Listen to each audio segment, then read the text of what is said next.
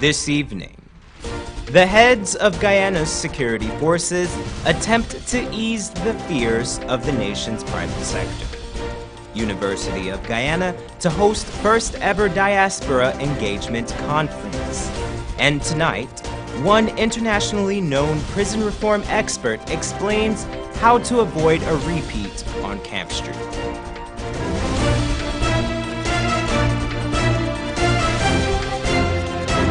From Safe TV headquarters in South Bramwell Gardens, this is Safe TV Headline News with George Gonzalez.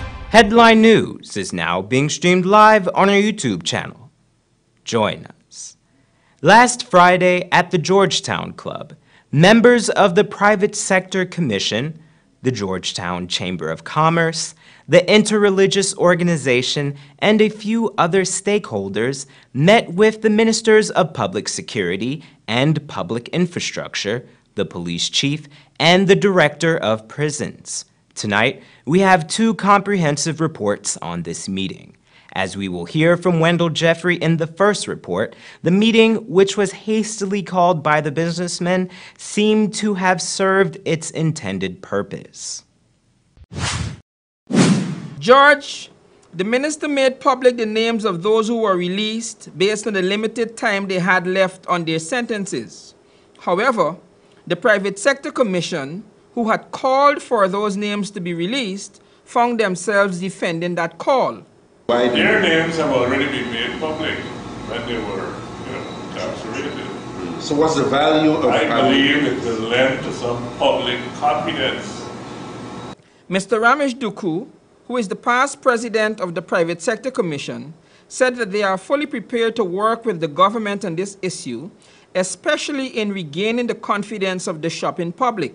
And what we have given ourselves up to do with the government of Guyana is to become surrogates, as we're doing now, to urge the public to remain calm, urge the public to share information with the police and the commissioner.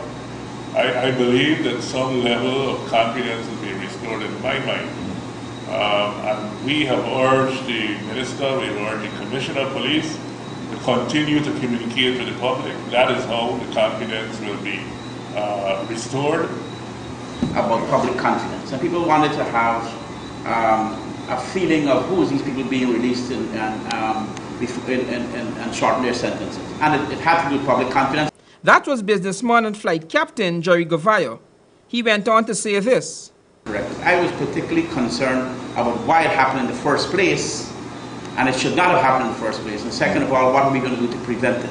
And I think I believe that the Law and Order Commission was a vital forum, a monthly forum that was chaired by the minister, and I believe that the minister should reactivate the Law and Order Commission. The Law and Order Commission is where the police commissioner, the head of the prisons, the minister, civil society leaders sat monthly and talked about issues of public security and public safety. And then we also had the Prison Sentence Management Board that did a tremendous amount of work in prison rehabilitation. I believe we had gotten to a very, very far stage when that board, the life of that board, the activities of that board was suspended in 2015, and I believe we lost a lot of ground. The board. Mr. Govayo said that the Prison Sentencing Management Board has since been reconstructed and it is working. However, he said that the big thing for him was as it relates to the treatment of prison officers. George, here is exactly what he said. Officers are on the front line every day. When they go to work in the morning, they have no idea whether they will go home at night, like what happened to the young officer that went to work on that day. And so I think government need to quickly, the past government and this government, I believe they are not paying enough attention to the welfare of the prison officers, the salary and working conditions of the prison officers. You have 15 prison officers, 10 prison officers on duty in any one day securing 1,200 prisoners. Citing the need for getting out of correct information, President of the Georgetown Chamber of Commerce and Industry, Mr. Deodat Indar, rehearsed the stats that they had just received from the Minister of Public Security. Social media is being used as a tool for good and for bad. And there are a lot of information that is incorrect, and this is the information that we came out today with. A total of 1,018 prisoners came out of Camp Street. 2 were shot. 83 of those prisoners went to Mazeron. 60 went to New Amsterdam. That is up to 81 at this moment. 21 went to Timiri initially, and that is up to 48 now. 151 of them were removed from the open yard to the stronghold prison in Luzuknan.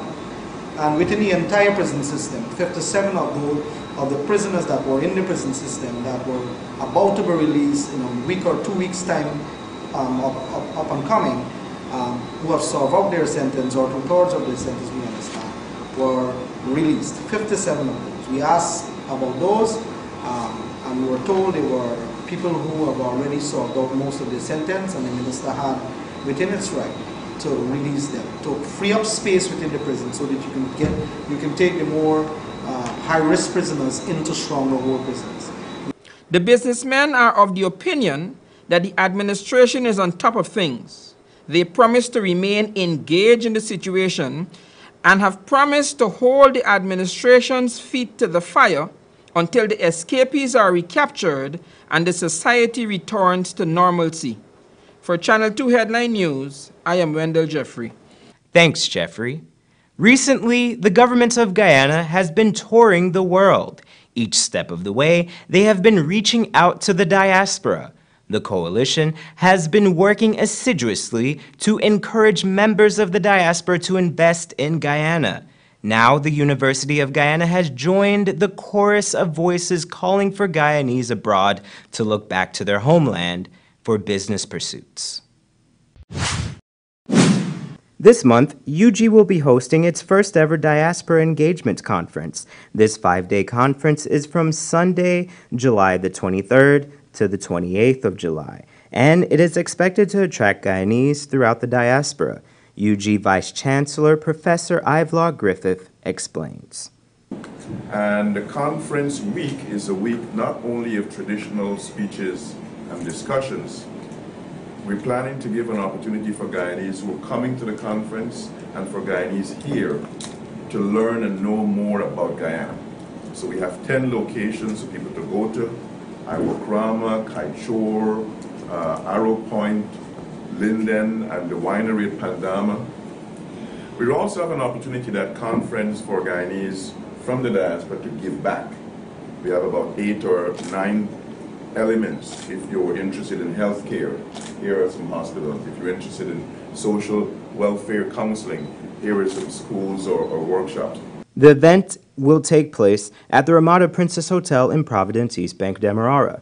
Professor Griffith looks forward to the event, considering it a part of the university's rebranding process. This is an important part of our rebuilding and rebranding of our university, so I encourage you to share and be there. The week-long conference wraps up with a cultural presentation showcasing Guyanese artists from throughout the diaspora. Stick around, we have more news coming up after the break. Sometimes there's just too much information to keep up with when you're pregnant. What you should and should not eat, what kind of exercise is right for you, how to handle mood changes, even how to determine when it's time for delivery. Don't let your pregnancy be a burden. Watch The Baby Story on Safe TV Channel 2 every weekday from 9 a.m. to 10 a.m. Now you can know all you need to know from conception to delivery when you watch The Baby Story on Safe TV Channel 2. Welcome to Kissoon's Furniture. Find everything you need for your home and more under one roof in our newly decorated showroom. Our locally crafted furniture has been perfected over the last 60 years. From our hands to your home, we also bring to you our newly introduced lines of imported furniture and sleep center, where you can find a wide range of beds and mattresses. Kissoon's Furniture, furnishing homes for over 60 years.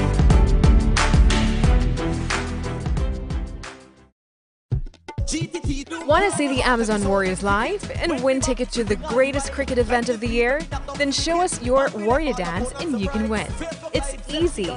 Check out our YouTube page, like the video, learn the moves, and upload your video for a chance to win.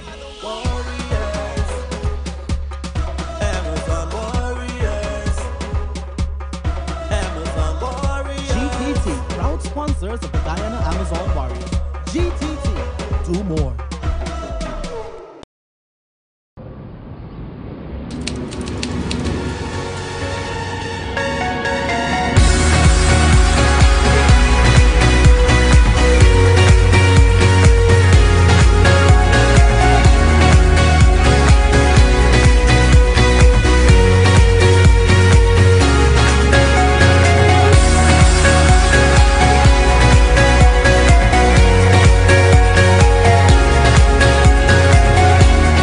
Styles, simply different. Need a ride around town and beyond? Look no further than Oasis Ride Taxi Service. With affordable prices and some of the best drivers in the business, we've been delivering prompt and reliable service to Guyana for over 16 years. We also offer tours, chauffeur service, and even car rentals. You can call us at 231-5554 or 225-5496. For deals, specials, and more information, find our page on Facebook, Oasis Ride Taxi Service. Let's go. Seems like people will try just about anything to lose weight these days.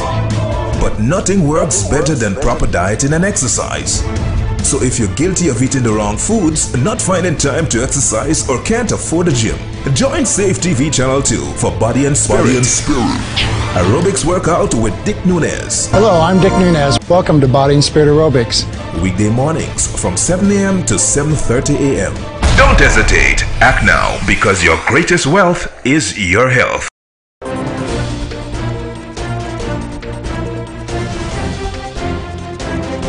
One elderly woman is recovering after an especially vicious robbery. Esther Sobers tells us more. On Sunday, an elderly woman was the victim of a savage and unusual robbery. 17-year-old Rohi Micharam received a severe beating early yesterday morning at her home in Eccles East Bank, Demerara. The two men who broke into her home intent on taking anything of value, including her gold-plated teeth. They were successful in taking it. The two men, described as being in their mid-20s, broke into her home by entering through a kitchen window. Upon entry, the men placed a pillow on her face for several minutes. Each time she tried to get up, she was punched in the face and restrained. The men made good of their escape with the elder's woman gold-plated teeth, $6,000, 3 gold rings, and personal items. Micharam was rushed to the Diamond Diagnostic Center, where she was treated and sent home. Police investigations are ongoing. Reporting for Channel 2 Headline News, I'm Esther Sobers. Thanks, Esther. Today, police apprehended another one of the remaining 5 prison escapees in Seafield, South Sophia, in Georgetown. This was confirmed by Crime Chief Wendell Blenheim, who noted that the arrest was made shortly after 3 p.m. Cornelius Thomas, prior to his escape, was sent to prison on a murder charge. This arrest follows this past Friday's apprehension of another escapee, Desmond James. James was found in No. 1 Canal, West Bank, Demerara.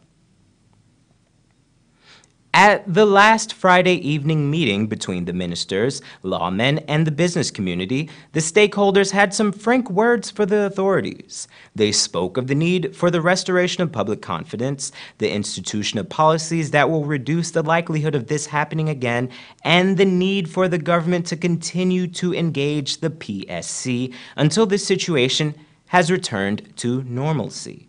Here again is Wendell Jeffrey. That's right, George. After a formal sit-down with the members of the private sector and members of the Georgetown Chamber of Commerce, there seems to have been some satisfaction and easing of tensions on the part of the business owners. However, they listened and they have promised that they would get back to us.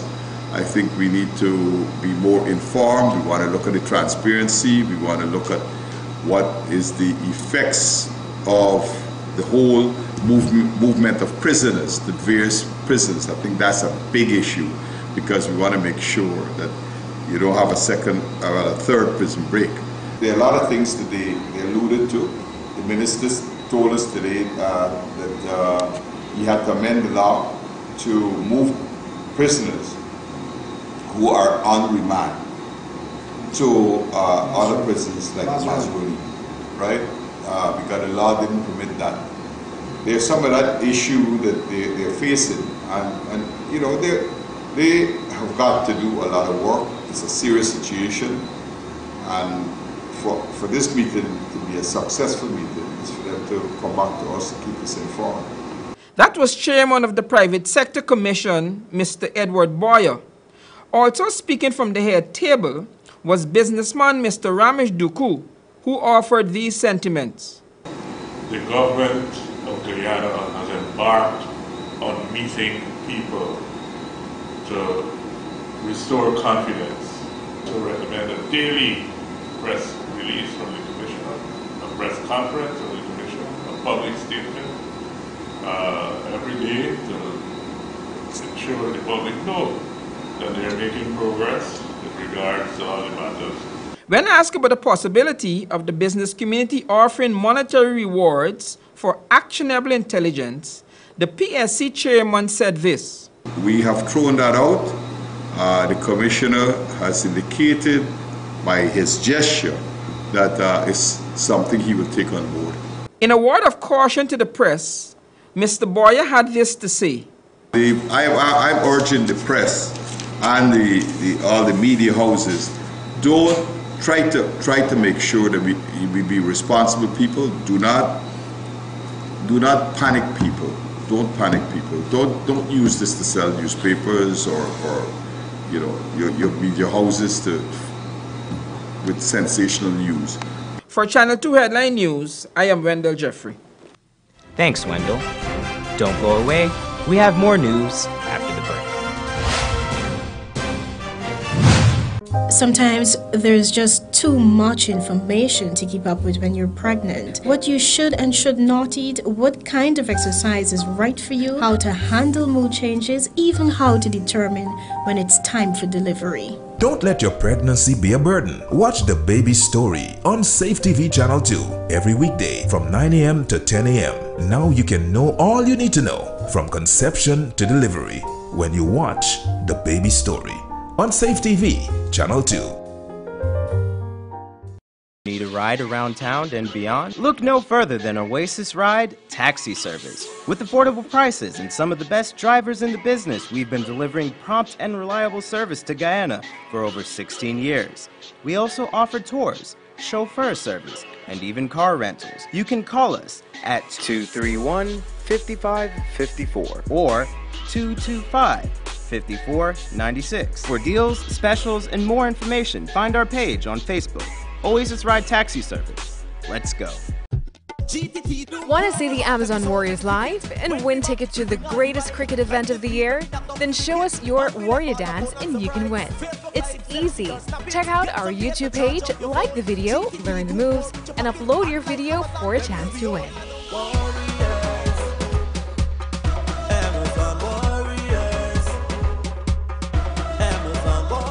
GTT, proud sponsors of the Guyana Amazon Warriors.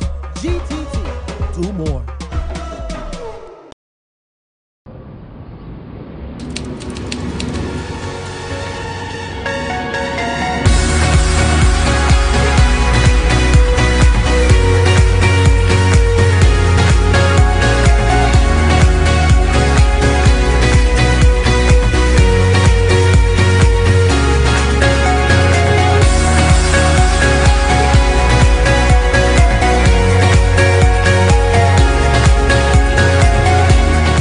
Styles, simply different. Seems like people will try just about anything to lose weight these days. But nothing works better than proper dieting and exercise. So if you're guilty of eating the wrong foods, not finding time to exercise, or can't afford a gym, join Safe TV Channel 2 for Body and Spirit. Aerobics workout with Dick Nunez. Hello, I'm Dick Nunez. Welcome to Body and Spirit Aerobics. Weekday mornings from 7 a.m. to 7:30 a.m. Don't hesitate. Act now, because your greatest wealth is your health.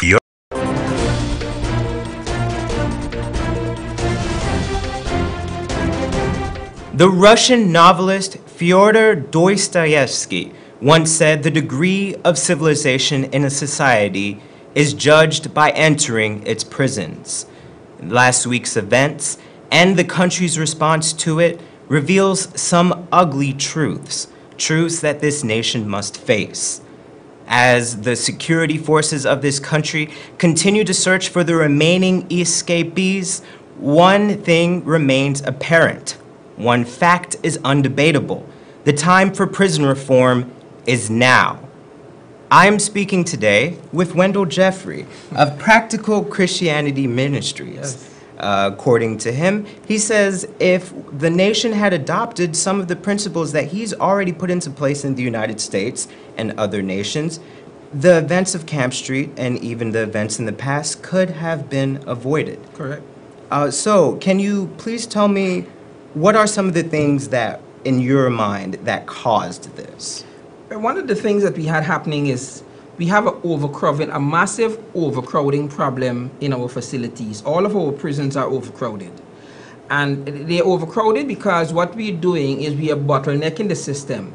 We are putting more people in prison, both repeat offenders and new offenders, and we don't have a plan in place to reduce the rate at which people are coming back to prison or coming to prison in the first place. So the system is being bloated, and then we don't have any programs to reduce the rate at which we'll come back. We don't have a rehabilitation program.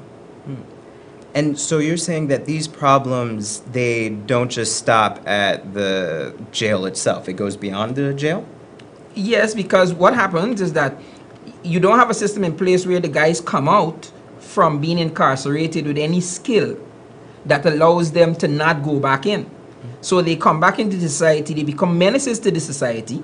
The strategic plan for the Guyana Prison Service, the 2010-2020 strategic plan, says that you have 80% or more of the guys who are currently incarcerated have been in prison before. So you have a big problem right there, where people are coming back into the prison at a rapid rate while new ones are joining them. And so what you have to do is you have to get rid of guys using methods that are not best practice methods. Like you had the president saying, look, he is going to release guys for certain kinds of offenses. Well, that's a good, his heart is in the right place, but these guys have been contaminated. They have developed criminologistic minds, and they have motifs that drive them, things that they learn in prison. So when you just let them go without allowing them to be transitioned back into society, you create problems beyond the prison walls.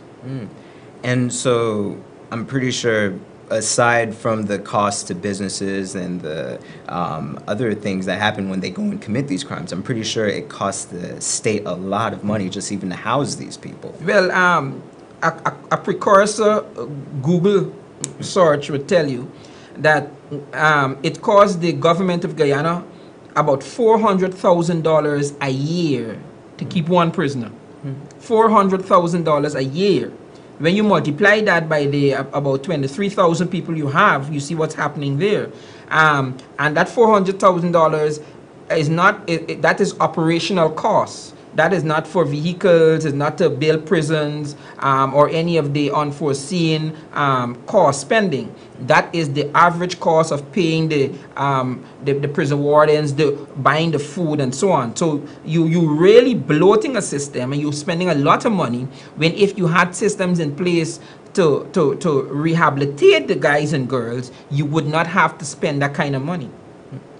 And so can you tell me a little bit about your rehabilitation system? Well, what we have developed over the years, and I've been in prison rehabilitation as a criminologist and a prison chaplain now for many years. What we've done is we have found out that there are basically 5 what we call criminogenic needs of to reduce the rate at which guys will go back to prison. And I put it into an acronym, I call it VESS, V-H-E-S-S. So the first thing is the V, the vocational training. They need to come out of prison with a vocational skill. Then they need housing. And what we suggest is that when they come out, they need somewhere to go that is not the same environment from which they came, that will provide that factor for them to get back involved in the criminal activity. So they need housing, some kind of transitional housing. And the E is education. We want to find out where they are academically, because we know that if you get them to another level academically, it reduces the rate at which they come back to prison. So if they couldn't spell rat, you get them spelling rat. And if they were at another level where they were pre-college or something, you get them ready to enter college. So that's the E. So we have the vocational, we have the housing, we have the education. Then the first S is substance abuse. Most of your inmates are addicted to something. As a pastor, alcohol is an addiction, tobacco smoking is addiction. But beyond that, we got the illegal substances, your marijuana, your crack cocaine, and so on. So what we do is we treat for any addiction that the offender has while they're incarcerated, so that we reduce the likelihood of their dependency, which catapults them into behaviors that would now bring them back into prison. So we deal with the substance abuse. And then the final S is the spiritual formation. What we have found is that people who are arrested and charged for crimes were not practicing the religion of choice at the time they were arrested. So if I say I'm a Muslim and they catch me snatching a lady's purse, it's because I wasn't going to my masjid. If I'm a Hindu, I wasn't going to my temples. If I'm a Christian, I wasn't going to church.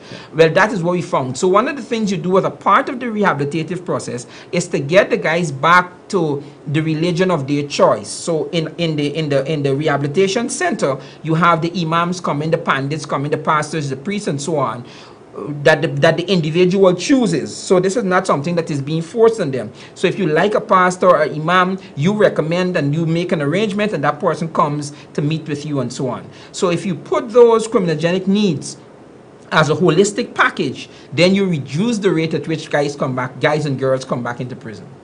And that is what we do. And so that, from what I've read, that this has been successful in the state of Indiana.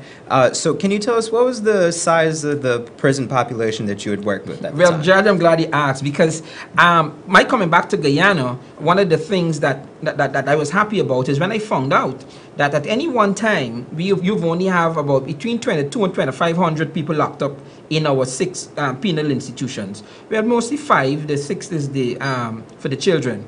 So in coming back to Guyana, with such a small amount of incarcerated folks, one of the prisons I dealt with had 4,000 men, the Westville Correctional Facility, almost twice the amount in one prison that we have in all of Guyana. So you understand the excitement that if we could reduce the rate at which these guys are coming back to prison, then you don't have an overcrowding. You have more room to deal with the guys that it pertains to pre-release rehabilitation and then the post-release rehabilitation. So it is, while it is an endemic and systemic problem now, it could change in the very near future if the systems are put in place to make for that.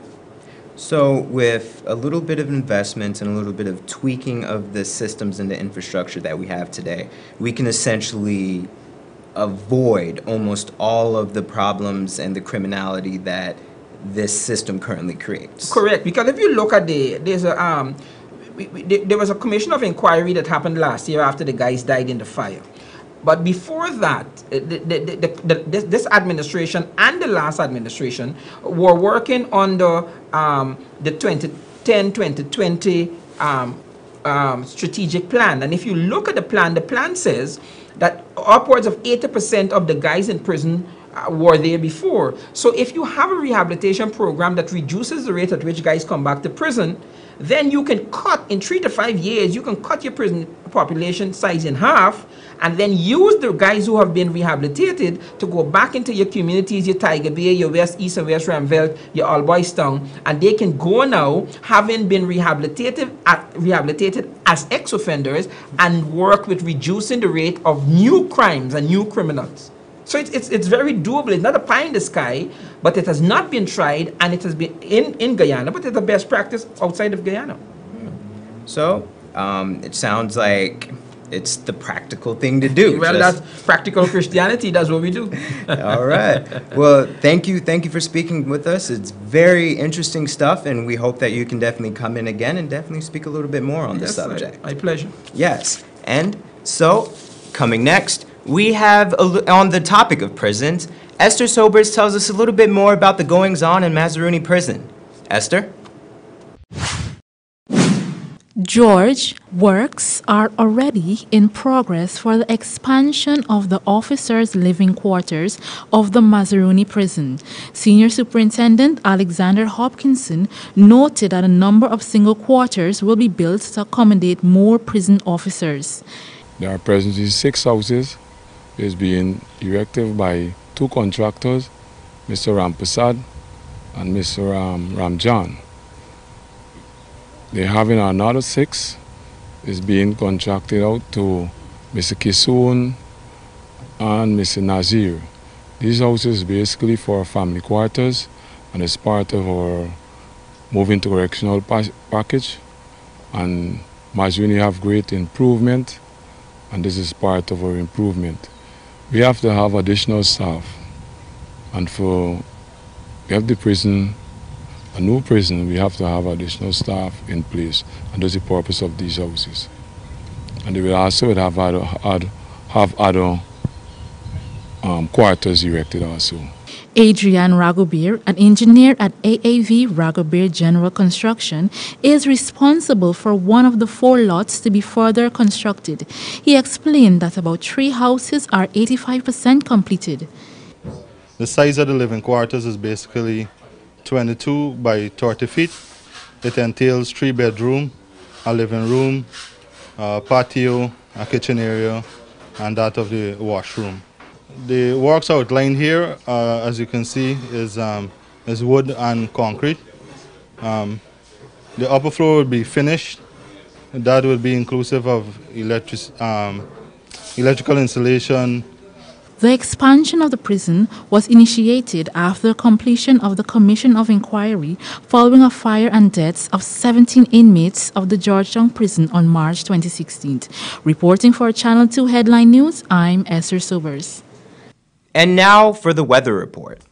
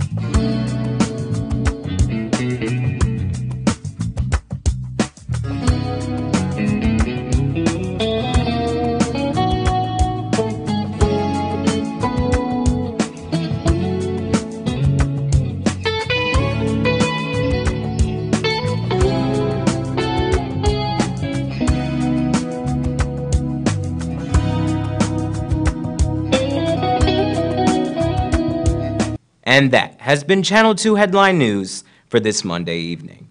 As we take our leave, we invite you to find Channel 2 Headline News on Facebook, YouTube, and safetvghana.com. You can also tune in tomorrow morning at 6:30 for a rebroadcast, and Tuesday evening at 7 o'clock for more news. For now, I'm George Gonzalez, signing out from this newscast, saying thank you for welcoming us into your homes, and do have a blessed evening.